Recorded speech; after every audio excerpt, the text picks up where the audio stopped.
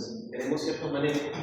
Por ejemplo, en el caso de los sabores, en el colegio seguramente se enseñaron que había diferentes tipos de usos en diferentes partes del planeta. ¿Recuerdan en el colegio? Donde se decía que lo dulce se sentía en tal parte de la lengua, lo salado en tal parte, y normalmente se asociaba el tipo de papila gustativa a la percepción del gusto. Hoy en día sabemos que no es así. Es mucho más complejo esto, porque un producto gustativo puede tener principalmente una sensación gustativa específica, salado, dulce, amargo, ácido, umami, pero también puede existir otros gustos de proporción. Entonces, no tenemos papilas gustativas exclusivas, es decir, todas van a trabajar de forma disciplinaria. En el caso de lo que es el gusto, vamos a hablar sobre lo que es la fisiología del gusto, cuáles son las papilas, su inervación, quiénes son los responsables. Ya lo vimos la semana pasada y se mencionó en la forma de preguntas, pero vamos a hacer hincapié en algunos puntos. Y lo único lo que hacemos hincapié es lo que probablemente también valor, ¿correcto? Así que, atentos, por favor. Entendemos que hay dos sentidos químicos específicamente, porque los demás son otros tipos de estímulos. Por ejemplo, ¿cuáles son los sentidos del cuerpo humano? Tenemos el gusto y el olfato. ¿Qué más? El tacto, y ya sabemos que se da a través de una serie de diferentes receptores de presión, termorreceptores de temperatura, megareceptores de presión, baroreceptores, etc. En el caso de la visión, tenemos un sentido muy especializado, que sabemos que se va a dar por qué tipo de células. No hemos visto el ojo todavía aquí en el curso, pero ustedes recordarán tal vez en anatomía visto todavía no. Pero en el caso de la lista vamos a ver muy en detalle. Tenemos células altamente especializadas en la retina, conos y bastones. Lo que es la audición es otro sentido. ¿Qué cosa es la audición? Es la traducción de ondas de qué tipo. Para el ojo es ondas electromagnéticas, luz, que se va a traducir a un impulso eléctrico, es decir, energía lumínica que se va a convertir en energía eléctrica, un impulso nervioso.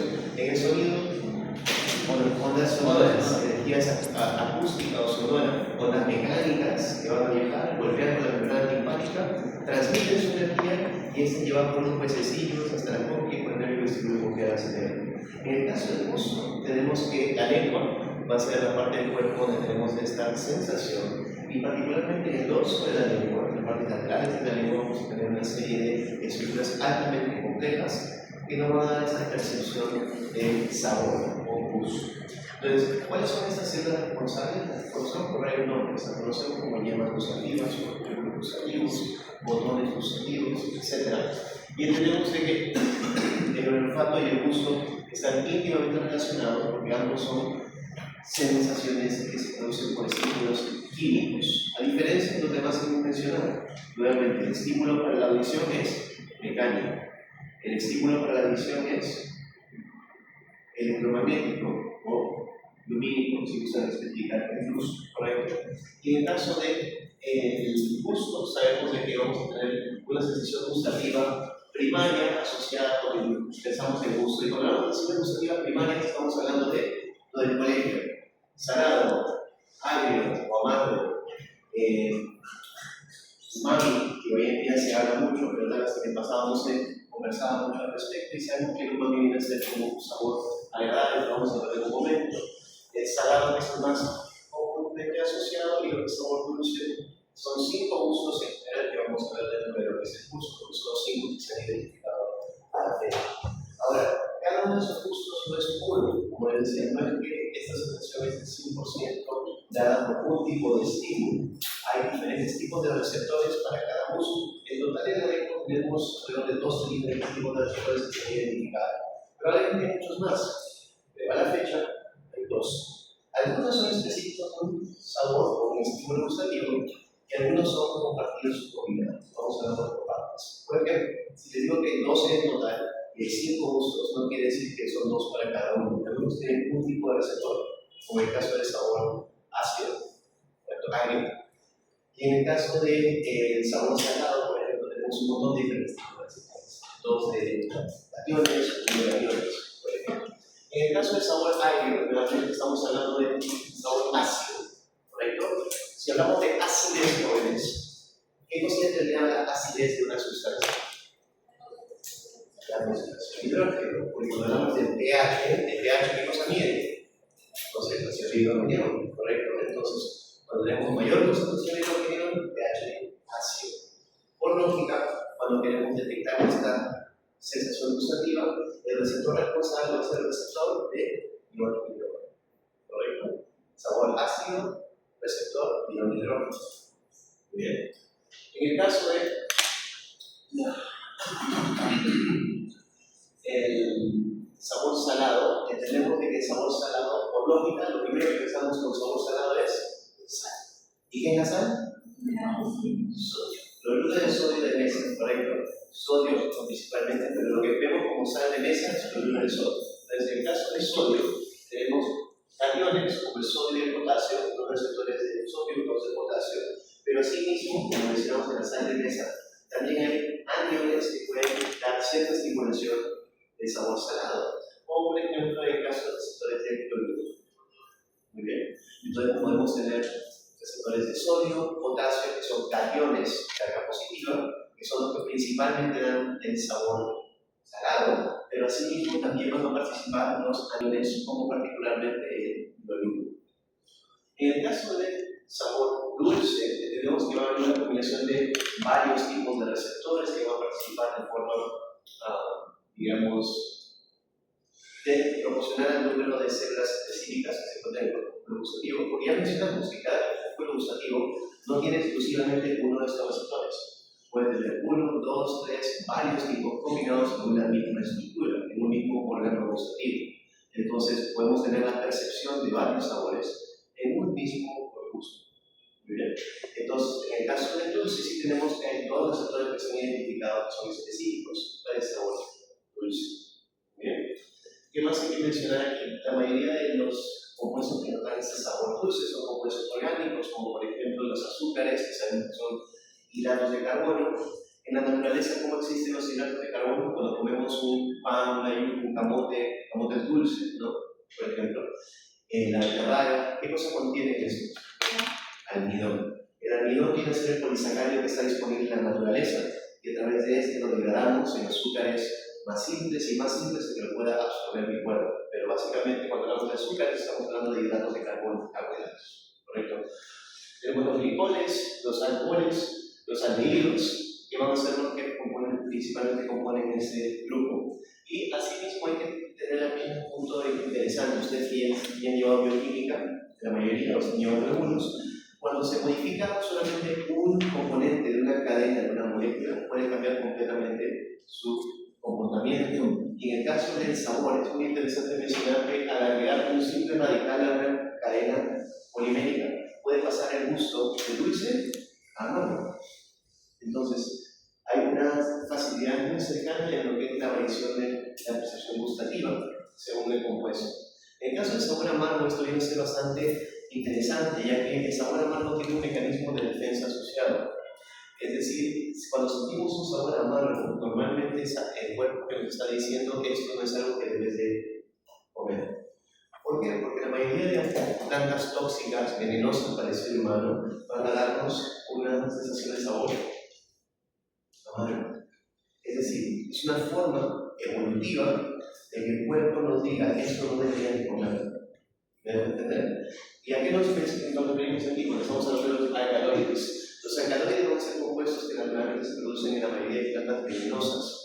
Cuando piensan en una planta venenosa para el ser humano, probablemente contiene alcaloides. Y los alcaloides nos van a dar un sabor amargo. Entonces, es un mecanismo de defensa evolutivo que nos dice qué cosa debería de comer y qué no debería de comer. Muy bien, ¿qué más? Tenemos dos receptores específicos que han sido identificados para el sabor amargo propiamente dicho. Sabemos que las sustancias que habitualmente estimulan estos receptores van a ser compuestos nitrogenados de cadena larga y los alcaloides. ¿Cuáles son los que nos preocupan? Los alcaloides, que pueden ser dañinos o pueden causar muerte en muchos casos.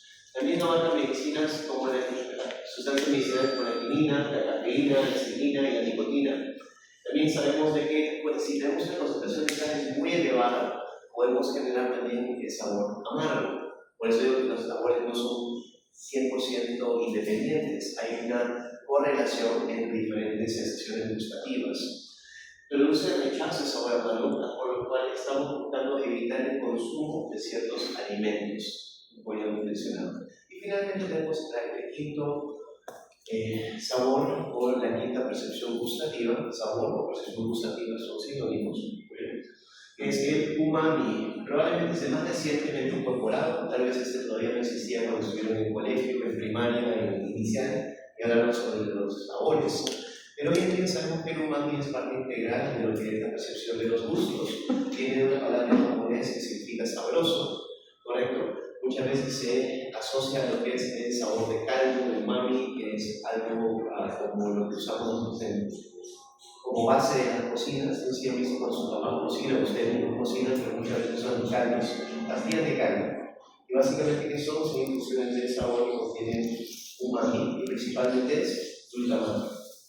¿Correcto? Por ende, el receptor principal que asociamos al umami es el receptor de glutamato, pero no es el único.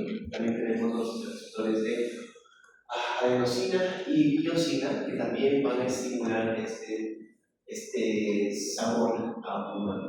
Entonces tenemos receptores de glutamato, de adenosina y de biosina para lo que es umami. Y ahí estamos sumando los dos receptores que les había mencionado en general.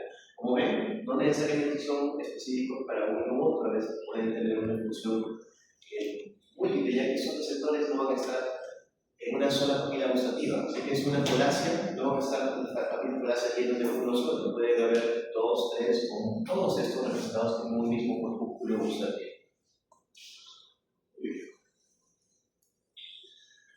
Cuando hablamos del umbral gustativo, ¿qué es un umbral? Cuando hablamos de dolor, mencionamos un umbral de dolor.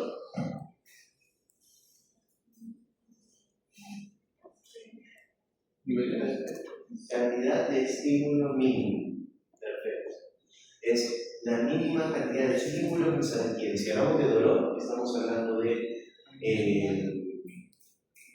el umbral de dolor, que puede ser diferente para hombres y mujeres, puede ser alterado por diferentes medicaciones, puede estar alterado por el sistema nervioso central, donde podemos regular la percepción del dolor. En el caso del gusto, entendemos que para que yo sienta un sabor, tiene que haber una mínima concentración de ciertas sustancias. Y si hablamos de concentración de sustancias de química, ¿de qué estamos hablando? No hablamos de electricidad, no hablamos de voltaje, no hablamos ¿de qué? Si hablo de sustancias. Vemos que la M mayúscula. ¿Qué representa la M mayúscula? Molaridad, ¿correcto? En el caso de M de moles, ¿no? Pero el M mayúscula sola es molaridad. ¿Y qué es molaridad? ¿Recordamos? Molaridad. No era la concentración. Tenía que ver con el número de los moles, ¿no?, de sustancia disueltas en un litro. ¿Correcto? Básicamente hablamos de concentración. Si recuerdan mis soluciones acuosas, vagamente, de cuando llevaron química, sabemos que la mola ya nos va a decir cuál es la concentración de un solvente en un sólido. ¿Correcto? Entonces, en el caso de estos diferentes umbrales, entendemos de que hay una concentración mínima de 0,0009 de molaridad para lo que es la percepción del sabor ácido. En el caso del salado es mucho menor, 0,01. Para el sabor dulce, 0,01. Pero para el sabor amargo, 0,000008. Pregunta, ¿qué significa esto? ¿Cuál es más fácil de estimular? ¿Qué sabor es más fácil de estimular? Salado, dulce. Sí, sabores que son seguros para nosotros. Es decir, esto de aquí quiere decir que hay una mayor. Vamos un poco de esta concentración de aquí, 0,01, es una concentración mucho mayor. ¿Se entiende o no se entiende? ¿Sí? Esto de aquí es una concentración mucho menor. Eso quiere decir, si yo le estoy diciendo que el umbral, para que no se confunda, si el umbral es este número, eso quiere decir que yo necesito más, allí, por ejemplo, necesito mucho más salado o dulce para que se sienta el sabor. Es decir, puedo decir, no tengo tanta sensibilidad para eso, por más que tengo un montón de papilas gustativas, tengo un montón de terminaciones en mí, pero para que soy más sensible, que lo siento si tengo un poquito en la boca, amargo y ácido, agrio. ¿Por qué? ¿Por qué será? Que lo amargo lo siento así, acidísimo, por un mecanismo de protección.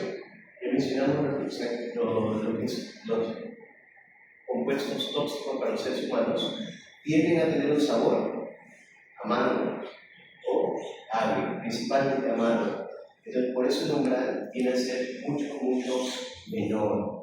Yo sé que puede parecer un poquito confuso, pero voy a repetir. Entonces, cuando hablamos de polaridad es concentración de un solvente en un soluto. Estamos hablando de cuántos moles están en un litro, básicamente.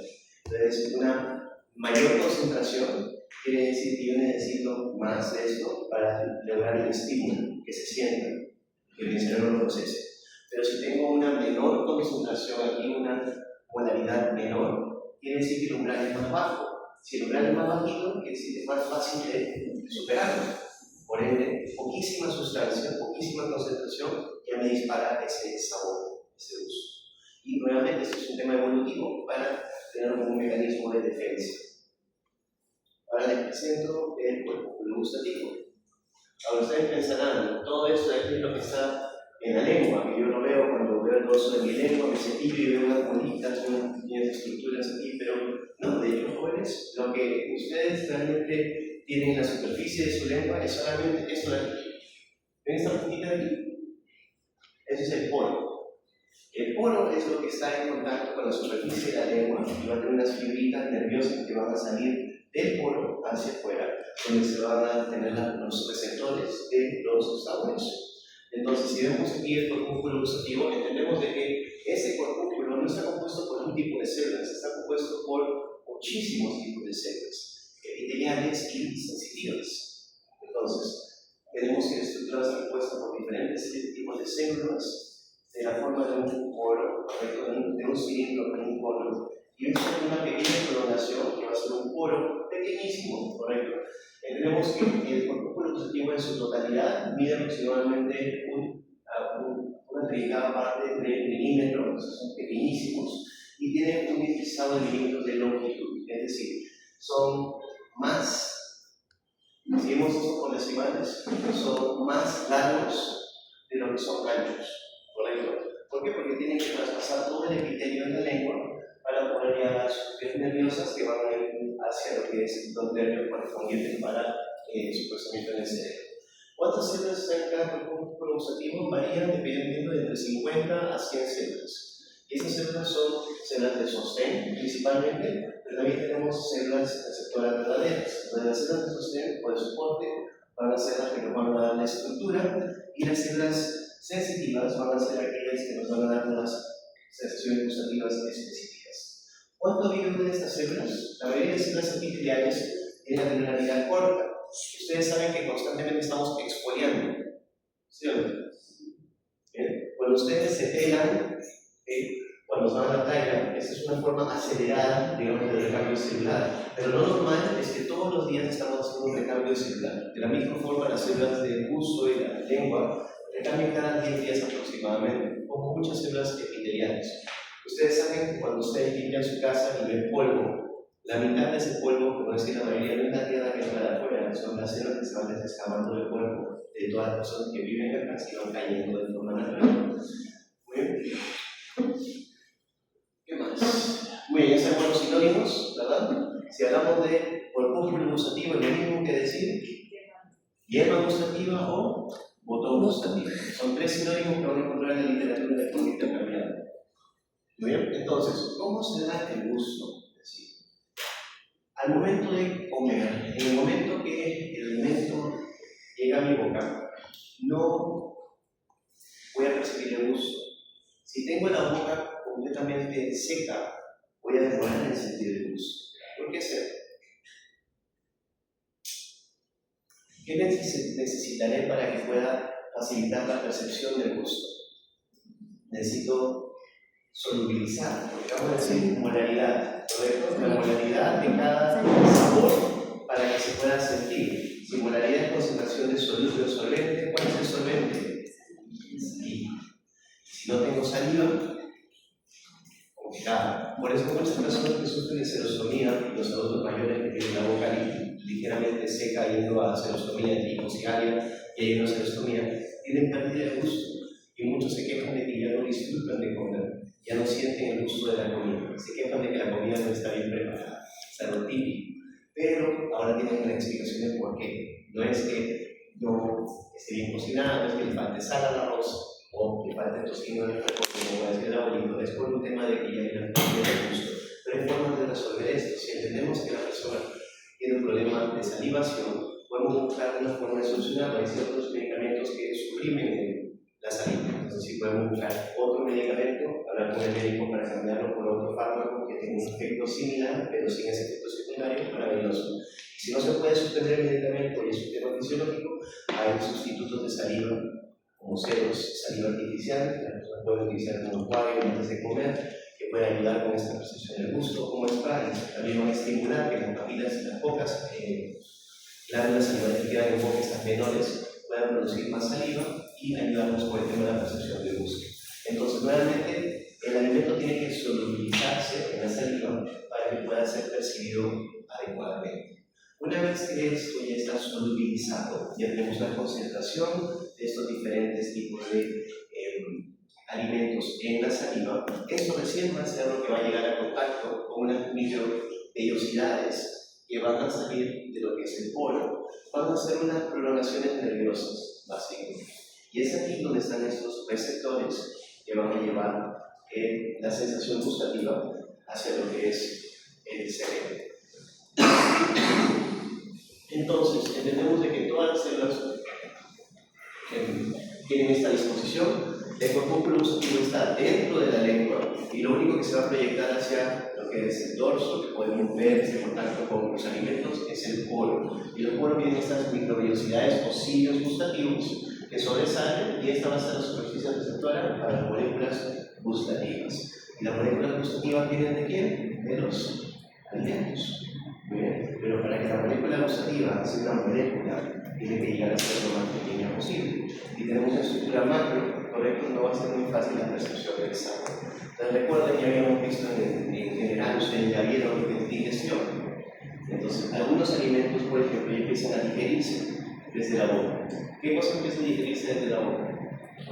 Carbohidratos, en particular, los hidratos de carbono por la amilasa salival. Entonces, vamos a tener esta saliva que nos va a ayudar a que sea la percepción gustativa y entendemos que estas fibras nerviosas sensitivas van a llevar hasta estas fibras nerviosas que están en esta parte ya del tejido conjuntivo subepitelial y ya van a ir yéndose hacia la rama del trigémino, en la parte anterior de la lengua, los anteriores, que después se conecta con el facial. Vamos a tener el tercio posterior, que va a ser por el noveno parclaneal, el noveno superior. Y algunos que van a estar a nivel de epiglotis en la zona de la paladar blando, que van a ser los que van a estar conectados en el biomar, o el décimo parclaneal. Muy bien. Entonces, recuerden esos parclaneales que son importantes, que vamos a volver a ver. Es muy importante mencionar. Entonces, ¿cuántas células sensitivas tengo en la lengua? Varía de persona a persona.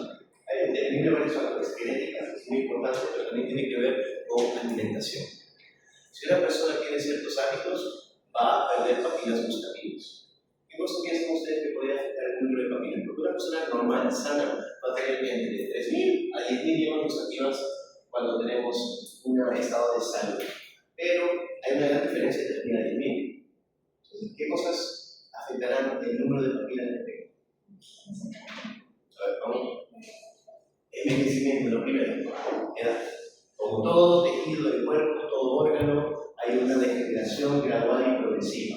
Por ende, muy diferente el gusto en toda etapa de vida. En toda etapa de vida. Entonces, ¿les habrá pasado a uno de ustedes que cosas que no podían comer de niños, ahora también les gusta? Algunas cosas, todos tienen un ejemplo de algo que no les gustaba de niño y hoy en día no están sagradas y tal. Para mí el ceviche, por ejemplo, a mí no me gustaba. Recuerdo las primeras veces que mi iba a ceviche cuando tenía 8, 7, 8 años, no me gustaba, lo alucinaba. Hasta los 12, 13, y de ahí mágicamente a los 14, 15, un día le dije a mi mamá que así, oye, ¿qué era? Y de ahí tenía el ceviche, pero pasé de chicharrón de pescado, que era mi tanto a mi ceviche, y ahí vamos solucionando el tema de las menestras, el hígado. Hay muchos sabores que son demasiado intensos para un niño. Por ejemplo, el jugo de manzana. El jugo de manzana puede ser muy ácido, especialmente procesado. No empezamos en casa licuando la manzana, estamos hablando de comercial que se compran tipo industrializado. El jugo de manzana, que es de extracto de manzana, tiende a ser ácido. Tú y yo lo sentimos dulce, pero si das a un niño de 1 año, tiene una cara de agrio, porque lo siente mucho peor, porque es diferente su distribución de papilas gustativas y las sensibilidades. Entonces, vamos avanzando primero, y van disminuyendo nuestras papilas. Primero. Y segundo, lo que podemos ver es el umbral va a empezar a variar según la edad también. Entonces, umbrales, como por ejemplo nuestro umbral del dolor, también va variando. De los picantes de joven no notamos mucho picante, después, de forma progresiva, nos gusta un poquito más, un poquito más, un poquito más, hasta que agarramos el ají y lo picamos en pizzas para no tener la comida, si no, no sentimos el gusto. De las papilas tenemos 3 tipos de papilas que ya las han visto en histología, no vamos a entrar en mucho detalle, pero sabemos cuáles son las fungiformes, clasiformes y folaceas, y principalmente vamos a estar distribuidas en todas partes de la lengua. No quiere decir que están exclusivamente solo en estas partes, sino que están principalmente en estas partes. En el caso de las fungiformes, están en los 2 tercios anteriores de la lengua. Las calciformes forman una B en el tercio posterior de la lengua y las papilas folaceas están en los bordes laterales. Foliáceas, tiene otro nombre también, foliáceas o foliáceas. Bien. Entonces, sabemos de que cada yema gustativa, cada una de estas responde principalmente a un gusto, no exclusivamente. ¿Entendemos eso? No quiere decir que una papila solamente siente salado o solo siente agrio. Puede sentir principalmente uno de estos, pero va a tener también percepción de los demás sentidos gustativos. ¿Bien? Entonces, como un último comentario, concentraciones elevadas pueden estimular más de un tipo de receptor diferente. Bien. Ahora, ¿qué nos falta mencionar? Ok, el grado de despolarización o el grado de percepción gustativa, por lógica, la percepción va de la mano de la concentración. Mayor concentración de estímulo gustativo, mayor percepción gustativa. Le agregan más sal a la comida, siente más el sabor salado. ¿Tiene sentido? ¿Sí? Es una dirección proporcional o directa. Bien. Y finalmente, la unión de una sustancia gustativa a su receptor puede abrir canales iónicos para las sensaciones salada y agria o activar receptores aportados a proteína G. ¿Recuerdan en bioquímica lo que era el sistema de mensajeros aportados a proteína G? ¿Algo? Básicamente es un sistema de segundos mensajeros. En el caso de canales iónicos, son la respuesta rápida. Se abre un canal iónico, entran los iones y se da la reacción necesaria porque ya entró el calcio a la célula y entró el sodio a la célula. En el caso del sistema de segundos mensajeros son un poquito más complejos. Si recuerdan de bioquímica, básicamente es que llega el estímulo al receptor, el receptor se activa y hay un cambio dentro de la célula donde van a haber ciertos el sistema de segundos mensajeros. Esto va a irse a el GDP va a cambiar a otro lugar, se va a fosforilar, básicamente va a decir ahí la reacción que va a activar lo que es el intercambio de iones, pero básicamente es un mecanismo de respuesta celular para el estímulo. Simplemente tienen que recordar 2 cosas. Los estímulos gustativos se pueden dar a través de la activación por canales iónicos o por mecanismo de proteína acoplada a proteína G o mecanismos de receptores acoplados a proteína G. Así se llama. Mecanismo de receptor acoplado a proteína G. Muy bien, aquí lo tenemos. Receptores acoplados a proteína G, correcto. En el caso de sensaciones dulce, amarga y umami, y canales iónicos principalmente para sabor salado y agrio. Muy bien.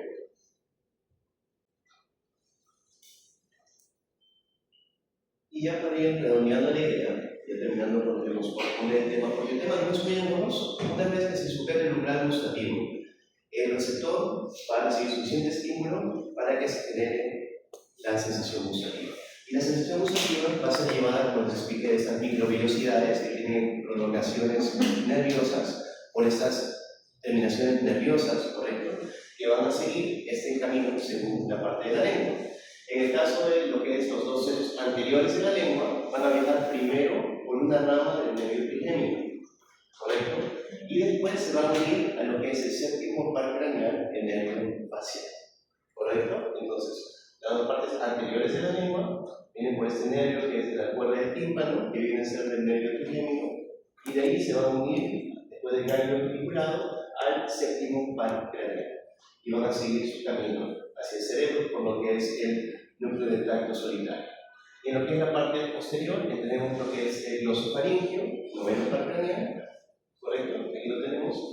El tercio posterior de la lengua, va a ser canalizado por las fibras del nervio glosofaringio, noveno par craneal, muy bien, que va a ir nuevamente hacia lo que es la zona gustativa y va a subir hacia el cerebro para su procesamiento. Y finalmente, la parte del paladar blando que se mencionó, hay partes de la mucosa que también tienen corpúsculos gustativos. Esta parte de la mucosa, estamos hablando de la zona del paladar blando, la faringe, ¿correcto? Orofaringe particularmente, va a tener esta inervación que va a ser llevada al cerebro a través de lo que es el nervio vago, décimo par craneal.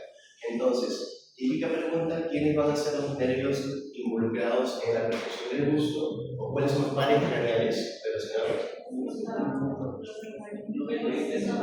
Podemos recordar al menos el séptimo, noveno y décimo.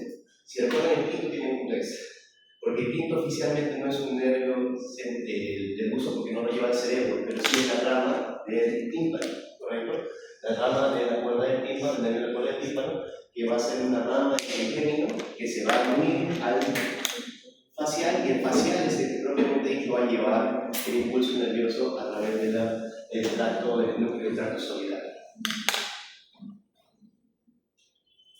Listo, cortica. Muy bien. Complementando esto, tenemos el tema de la adherencia.